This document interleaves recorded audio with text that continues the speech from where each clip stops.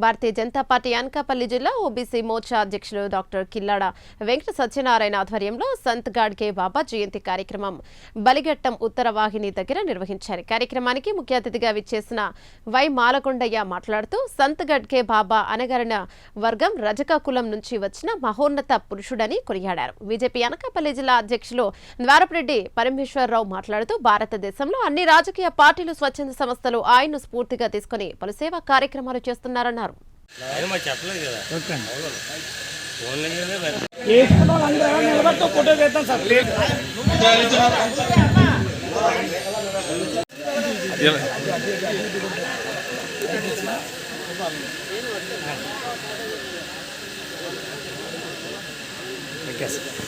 మనందరం కూడా చూస్తున్నాం 2014 నుంచి ప్రధానమంత్రిగా నరేంద్ర మోడీ గారు వచ్చిన తర్వాత ఈ దేశంలో ఉన్న ప్రజలందరూ కూడా ఏ రకంగా పరిశుభ్రతకి ప్రాముఖ్యత ఇస్తున్నారన్న విషయం మనందరికీ తెలుసు.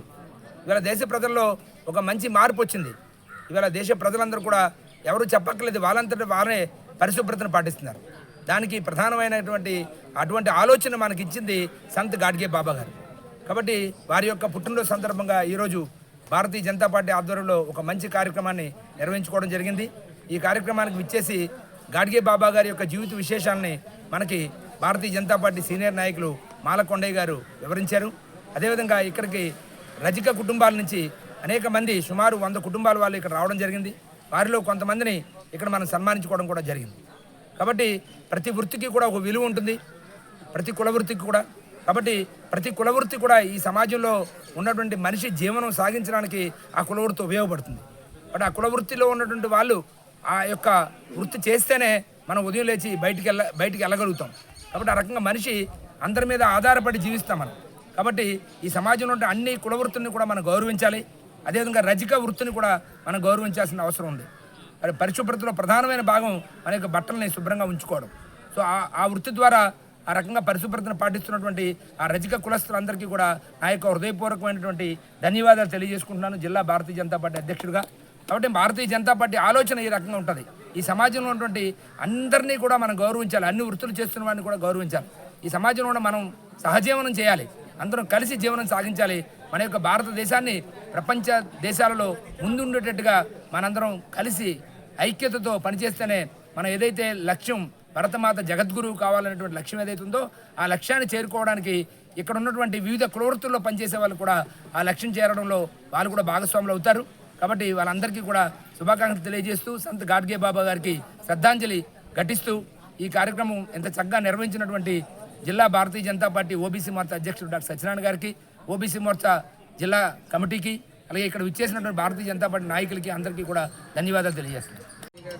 సంత్ గాడ్గే బాబా జయంతి సందర్భంగా భారతీయ జనతా పార్టీ దేశ అధ్యక్షులు, రాష్ట్ర అధ్యక్షులు, ఓబీసీ మోర్చా అధ్యక్షులు, జిల్లా అధ్యక్షులు పిలుపు మేరకు ఈరోజు నర్సీపట్నంలో ధోబీఘాట్ ఉత్తరవాహిని దగ్గర రజకుల్ని సన్మానించడానికి, వాళ్ళకి బాబా గారి జీవిత చరిత్ర చెప్పడానికి మాకు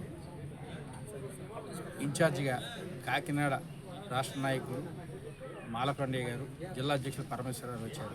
ఈరోజు ఈ కార్యక్రమాన్ని రజకులతో పాటు భారతీయ జనతా పార్టీ నర్సీపట్నం కార్యకర్తలందరూ కూడా దిగ్విజయంగా జరిపించినందుకు వారికి ధన్యవాదాలు తెలియజేసుకుంటున్నాను. ఇప్పుడు మాలకొండ గారు. జాతీయ అధ్యక్షులు నితిన్ నిబిన్ గారు, అదేవిధంగా భారత ప్రధానమంత్రి నరేంద్ర మోడీ గారు వికసిత్ భారత ఆధారంగా భారతదేశాన్ని అన్ని వర్గాల ప్రజలతో, అన్ని ప్రాంతాల అభివృద్ధి చేయాలనేటటువంటి ఆలోచనతో కేంద్ర ప్రభుత్వం నడుస్తుంది.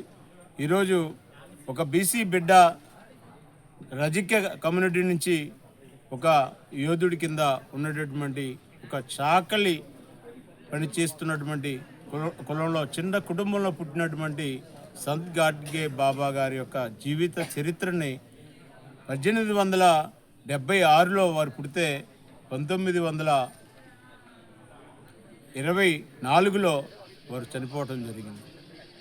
దాదాపుగా 80 సంవత్సరాలు వారు జీవించున్నారు.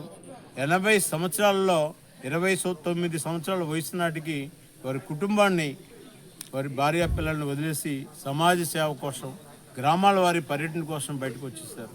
వారు గ్రామాల్లో తిరుగుతున్నప్పుడు ఒక చేతిలో చీపిరి, మరొక చేతిలో చిప్ప పట్టుకొని ఊర్లో ఉండేటటువంటి చెత్తని తోడటమే కాకుండా అక్కడ ఉండేటటువంటి పరిసర ప్రాంతాలని ప్రజలతో కలిపి శుభ్రం చేయటం. రెండవది అక్కడ ఏ విధమైనటువంటి వాతావరణం ఉందనేటువంటి విషయం గమనించి పిల్లలు చదువుకోవడానికి కావాల్సిన స్కూల్ నిర్మాణం, హాస్టల్ నిర్మాణం, అదేవిధంగా కాలేజీల నిర్మాణం చేసి పిల్లలు చదివించాలనేటటువంటి ఒక తపనతోటి దాదాపుగా 150 సంస్థలని వారి ఆధ్వర్యంలో కొంత పెద్దలతో ఆర్థిక వనరులు సమకూర్చుకుంటూ నిర్మాణం చేసినటువంటి మహానుభావుడు సంపత్ గాడ్గే బాబా గారు. గాడ్గే బాబా గారి యొక్క నైతిక విలువలను ప్రజలకు తెలియజేస్తూ ఈ విధంగా ఉండాలి మనం, ఈ విధంగా బతకాలి మనం, ఏ అంశాలను దూరంగా పెట్టాలి, ఏ అంశాలను దగ్గర తీసుకోవాలి అనే విషయాల్లో చాలా స్పష్టంగా వారు అనేక మార్పుల్ని అందిపుచ్చుకోవాలని కోరుతున్నాం. ప్రధానమంత్రి గారు నరేంద్ర మోడీ గారే వారి ఆలోచన తీసుకుని స్వచ్ఛ భారత్ కార్యక్రమాన్ని తీసుకొచ్చినటువంటి ఆలోచనలు దానికి పొంతన కనపడుతున్నాయి. మరొక పక్క అనేక డాక్టర్ బిఆర్ అంబేద్కర్ గారు మనకి రాజ్యాంగాన్ని రచించిన కమిటీకి చైర్మన్గా ఉండి రాజ్యాంగాన్ని మనకు అందించినటువంటి గొప్ప వ్యక్తి కూడా. మీరు చాలా గొప్ప వ్యక్తులు అని చెప్పేసి వారితో